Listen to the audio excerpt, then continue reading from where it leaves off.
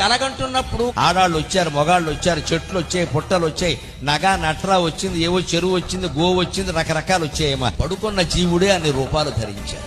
వాడే ఆడవాళ్ళు అయ్యాడు, వాడే మగవాళ్ళు అయ్యాడు, వాడే పశువు అయ్యాడు, వాడే పాము అయ్యాడు, వాడే చెట్టు అయ్యాడు, వాడే పొట్ట అయ్యాడు, వాడే కింద పడ్డాడు, వాడే మీద పడ్డాడు, వాడే సుఖపడ్డాడు, వాడే దుఃఖపడ్డాడు. అందరి మాటలు ఒక్క జీవుడే మాట్లాడాడు. మరి పడుకున్న ఒక్క జీవుడు, సామాన్యమైన జీవుడు, తన కలు తాను సృష్టించుకుని ఇన్ని పాత్రలు తానే ధరించి ఆడుకుని పాడుకుని ఖేదపడి దుఃఖపడి సంతోషపడి మోదపడి రకరకాల డాన్స్ కార్యక్రమాలన్నీ చేసి నిద్రలేచి మేల్కొని ఇదంతా మాయా అనుకోవడం నిజమైనప్పుడు శ్రీ మహావిష్ణువు క్షీరసాగరంలో శయనించి ఈ విశ్వమంతా తానే ఒక కలగా గని ఇందులో అన్ని పాత్రలు తానే ధరించి అన్నిటితోనూ తానే ఆడుకుని తానే దేవతలై, తానే మానవులై, తానే రాక్షసులై, తానే చరాచర జీవరాశి శ్రీ మహావిష్ణువు ఈ మొత్తం ప్రపంచంతో ఆడుకుంటున్నాడు అన్నమాట.